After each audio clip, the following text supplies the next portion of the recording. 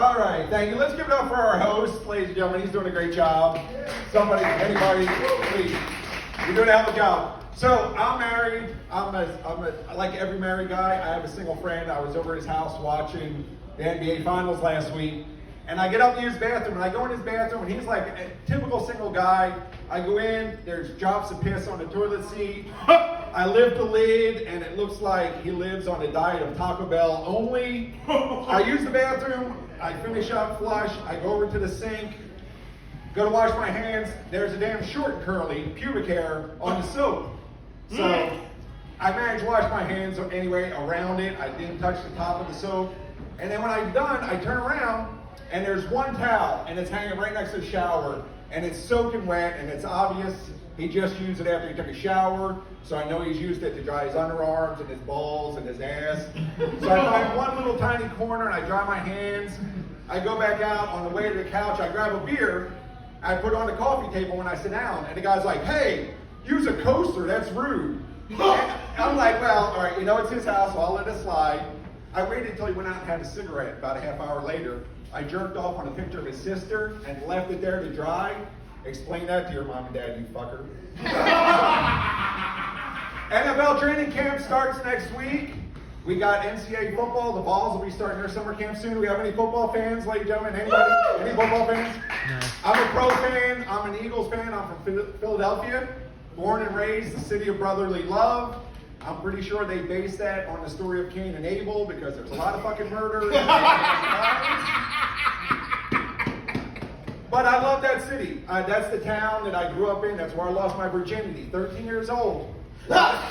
Serious, a lot of kids, they get the benefit, they get the I don't even know how to describe it, luxury of losing their virginity to a friend's sister or even her mom sometimes. I didn't have that luxury. I did not have that luxury because I didn't really know the kid that well. I just hung out with him because his mom is hot. And it worked. It worked. I actually lost my virginity to a 28-year-old, which is really cool. Thinking back to it, I'm very fond of those days, but I'm the one that screwed it up. I ruined the whole thing. It went on for a few weeks. But then one day I'm having a catch with their son out in the yard with football, and I threw it really hard and hit him in the face. And he said, oh, you motherfucker. And I was like, what? And she told you? So we got caught. And I think about it now, and I'm like, 13-year-old boy, 28-year-old woman. Back in the day, I was like a legend. I was like a hero. But if the roles were reversed and it was a 28-year-old dude and a 13-year-old girl, there'd have been a lynching, that would be jail time, probably a homicide. But we kind of look at it differently society-wise. But even now I think about it, my son is 17, and if he was messing around with a 28-year-old and I met her, I'd be like, lady, you are a freak. You want to do both of us? But I say that, but I'm actually at a time in my life where sex with my girlfriend is difficult. It's not my age or anything like that. It's just COVID. My wife works from home now, so it's just, but we do have a problem. Our problem is, so I like to talk dirty. Okay, I'm a dirty talker. I get into it, and my girlfriend, she's in the face sitting.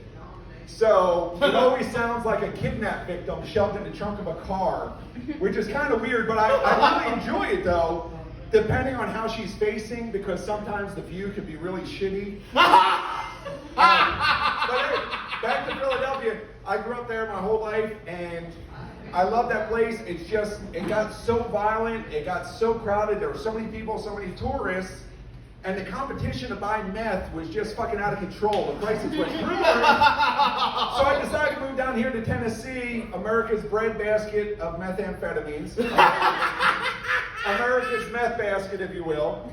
But I seriously, I actually love this state. There's so much going on here. Out west, you have Memphis and the blues and barbecue. In Nashville, you have country music and barbecue. Obviously, I like barbecue. In the east, we have barbecue as well. And then we have those big, beautiful mountains. And I'm not talking about the Smokies, I'm talking about Dolly Parton's titties. Those things are incredible. They should be national monuments. I really think they should be carved in Mount Rushmore, but I don't think there's enough granite. But they are absolutely, without a doubt, the biggest and most famous pair of American boobs Well, until Biden and Harris got elected. Oh man! But you have to be careful. I really got to be careful around here talking about Dolly Parton. She's a saint. She does a lot for the community. I actually think she's a patron saint of underwire bras and dad backs. But she does a lot for the kids. If you're in a baby up until age 5, Dolly Parton will send you books. She's mailed out millions of them already to help combat illiteracy. If you're in high school, if you went to her high school, you can get grants or a scholarship. She'll provide it for you. And if you're a teenage boy in this area, she provides unlimited spank material. And by spank, I mean masturbate. My wife is very, very anti-masturbation. She says that if you masturbate while you're married, it's cheating. She really thinks if I'm jerking off, I'm cheating. So I'm a cheater. But I am very pro-masturbation, and I don't mean I just support it, I mean I'm a pro. And it has nothing to do with talent, natural-born talent. It was hard work and dedication. When I was a kid, I used to beat it everywhere, every chance I could around the house. But now I'm an adult, so I do it at work and get paid for it. Sometimes I'll do it in public. I actually got caught on a midnight flight to Los Angeles. Everybody was sleeping, the lights were dim. And I decided it's a great time to do it. But a stewardess walked by and caught me. And it was really embarrassing. But she kind of got turned on and gave me that look and nodded me back to the back. Which was awesome. I mean, this is a great story, right out of Penthouse or something like that.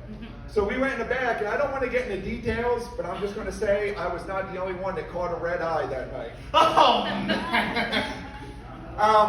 So the last thing I'm going to touch on, I found out recently that if a woman starts talking to you about having a baby, about trying to get pregnant with her husband, it's apparently inappropriate to offer to help with your semen, especially using the term baby batter, especially while you're at work.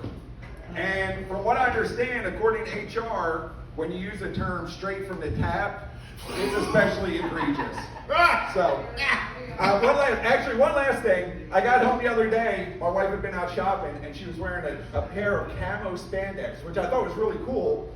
But being me, I had to make a dad joke, and I said, "Hey, baby, those are great pants. Now I can't see you coming." She said, "You haven't up until this point. Why start now?" I'm usually by myself when I do. So apparently, I'm not the only one in the family that makes masturbation jokes. That's all I have. Ray, come on up. Thank you, everybody, for your time. No, not. Ray.